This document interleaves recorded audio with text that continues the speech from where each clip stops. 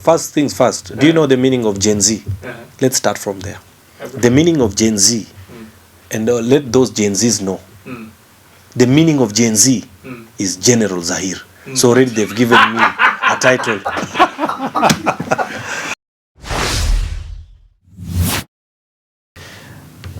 My name is Zaheer Jhanda, Member of Parliament from the great county of Kisii, Nyaribari Chache constituency. Karibuni sana hapa. Thank you so much.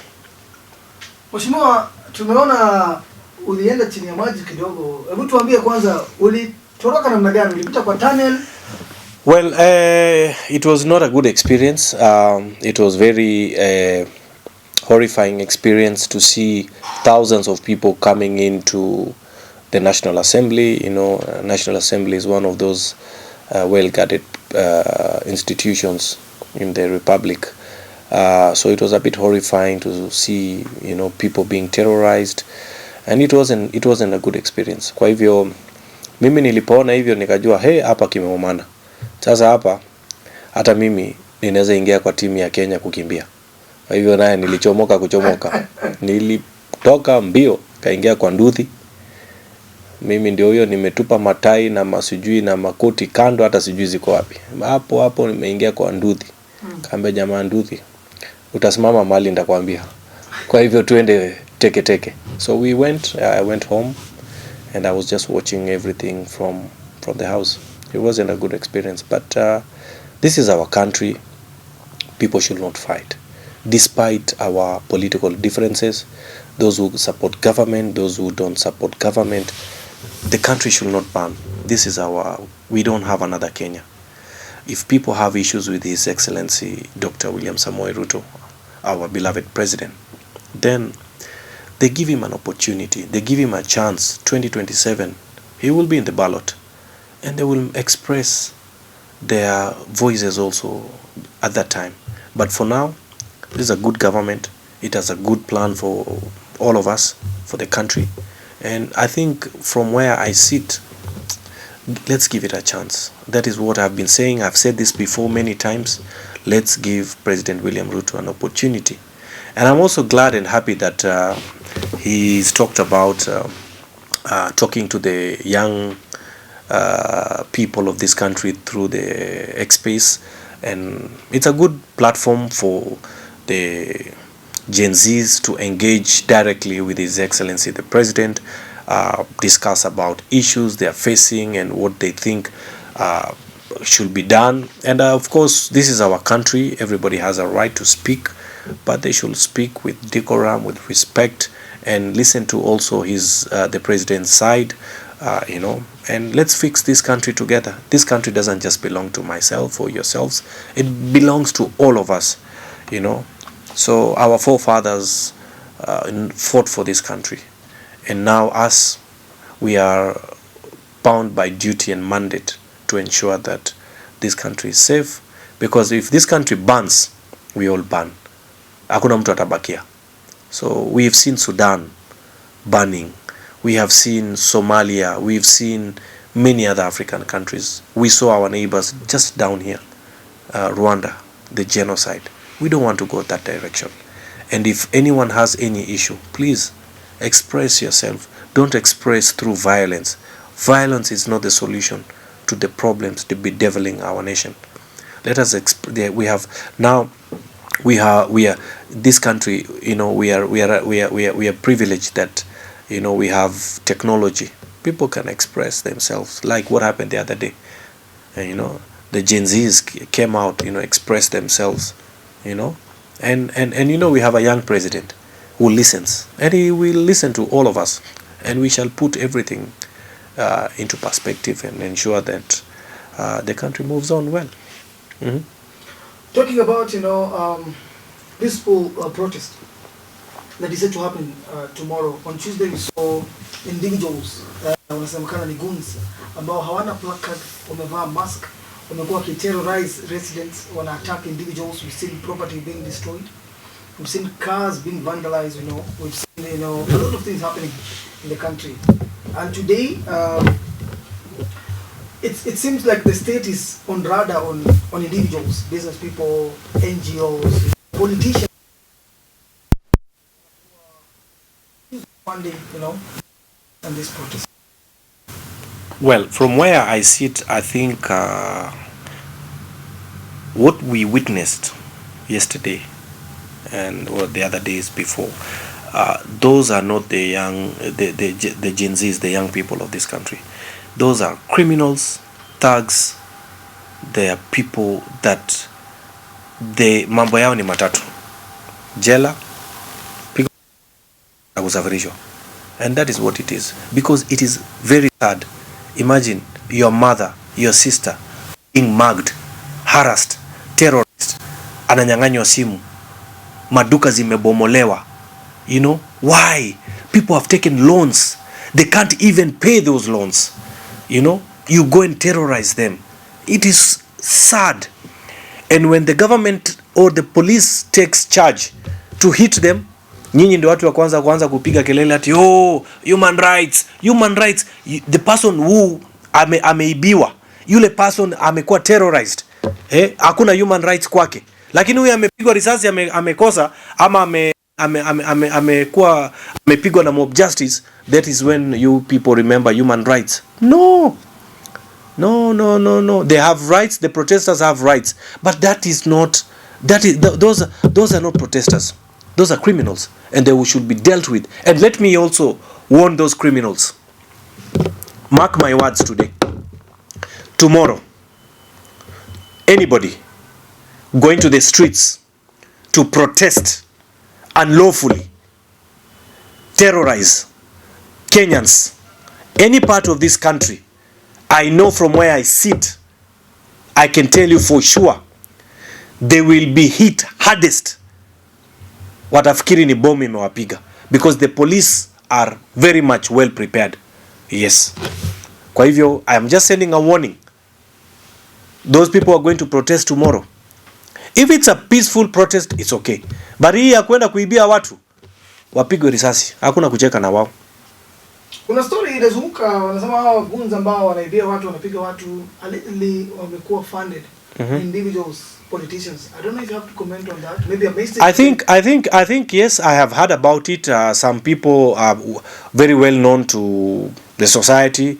Some have been in leadership. Some are in leadership. I think the government should rein in on them heavily, and ensure that their justice is done, because if they are funding, they can do anything to this country, so they should be dealt with ruthlessly, without any sort of remorse. So wapigwe kabisa, whoever they are. First, they should be named and shamed. Secondly, they should be hit hardest. Mambo ni matatu. And mheshimiwa, concerning the protests organized by the Gen Zs, of course you said when you're taenda kesho maandamano, they will face the full wrath of the law. Na kuna watu wanaweza shangaa mheshimiwa Zaheer anapeana ujumbe huu under what capacity? As a leader. As a leader, I'm giving that information because I'm a leader. I'm elected. I sit in the National Assembly of Kenya. When I'm elected, I represent the people of Nyaribari Chache, and I'm a representative of this country as a leader. I can go to the US, I can go to Uganda, I can go to Tanzania, I can go to Zambia, I can go to Europe to represent the country. So this is our country. All of us, it is our country. So I know for a fact the police are very much well prepared. How I know? You don't need to know. But I can tell you for a fact, the police are ready. More than ready. Waiting. In fact, nafikiri sahi hata wameanza kuingia mtaani. Umesema wewe ni kiongozi. Sai Gen Zs, they do not have any leader. Na tumuona Didmus Baraza sai anasema yeye kwamba he is now the chairman of the Gen Zs. Zaheer, are you willing to cooperate with these young guys, maybe spokesperson, unaweza kuwazungumzia on their behalf, kitu kama hicho? Wakinipatia nafasi, why not? I can be the leader. What title ama what is? Watachagua ile wenye watanipa title. Unajua, first things first. Do you know the meaning of Gen Z? Let's start from there. The meaning of Gen Z and let those Gen Zs know. The meaning of Gen Z is General Zaheer. So already they've given me a title. It is true. So asanteni watu ya Gen Z kwa you know, like to embrace me and to, you know. So sasa munipatie tu ile official title. Ile sasa ijulikane General Zaheer. Ndio kusema hapo. Then mimi nita coordinate na serikali papa tutapangana namna hii pole pop. Nitasaidia mambo yao tusongeze mbele. Nice. So mheshimiwa, kuna hii talk imekuwa kwamba Gen Z wanafaa kukutana na rais. Na wanasema wako leaderless. So umesema unaweza jitokeza labda kuwa mentor. Unaweza wa advise kama mtu ambaye uko kwa siasa vipi? What is the step they can take? I think also one way or the other the Gen Z issue is not really overrated, but Gen Z is you know, when you don't have a leader, then who's going to speak for you? So you can't keep on speaking on the X space every day on Twitter and everything. You need to have a leader that represents the young people. Even when His Excellency the President said that you know, he's inviting the young people. You know, come on, who's going to represent the Gen Zs? You know, other than General Zaheer. You know. So yeah, they need to kwanza wajipange. Watafute tu, you know, they can pick on a few leaders and then who will represent their interest. Mheshimiwa, tumeona leo SRC wanasema ongezewe mshahara 14,000. Unasemaje? No, it's not right. It's I earn that salary. They've increased my salary, and today I want to totally reject that salary, the increment of that salary, because it is not right. In fact, one thing for sure, without a doubt, I think and I believe His Excellency the President saa hii mali yako atatetemeka, because that is not a priority. That is not a priority. No one from the ruling coalition will agree, especially as members of parliament. I have spoken to many of my colleagues. Nobody wants an increment because we have a situation in this country. You know, there are people, policemen, doctors, teachers. We have too many issues. Those are people who their salaries should be increased. So mimi kama Zaheer Jhanda, member of parliament, I totally reject the increment of that salary. Now huyo mama, we will summon her to come to parliament so that she can be able to explain to us how she got there, or who is trying to sabotage or blackmail this government of His Excellency Dr. William Samoei Ruto, our young president. Swali la mwisho mheshimiwa, hii mambo yote inaendelea, tumeona kuna MPs wametokeza, reactions zimekuwa tofauti kulingana na constituency yako na ground ile kazi umekuwa ukifanya. Kuna MPs ground imekuwa moto sana, hadi wengine nimeona wanajaribu ku apologize, wengine tuliona Gikari ameprint t-shirt, tumeona wengine amefanya nini. Do you think it is the right thing to apologize for voting yes No, for the finance? I don't think it's the right thing to do. Given a chance, would you apologize? Absolutely not. Why? Because I read the finance bill. I even went ahead to call people some legal minds, and ask them to come and try and guide me.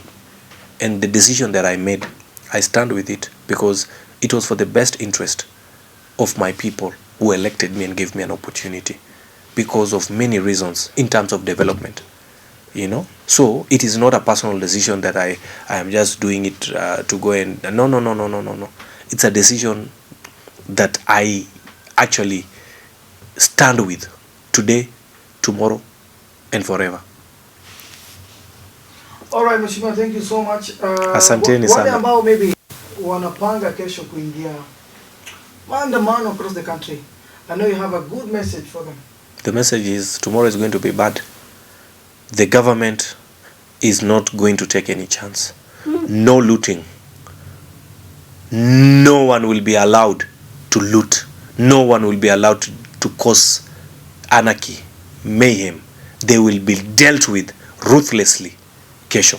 And I can assure you today, tonight, police are going to be patrolling the streets waiting for those thugs to come, because this is not a demonstration. This is not a peaceful demonstration. The constitution is very clear: the right to picket and to demonstrate peacefully. But what we saw, it is heartbreaking and it is totally unacceptable. Thank you so much. Asanteni sana for your time.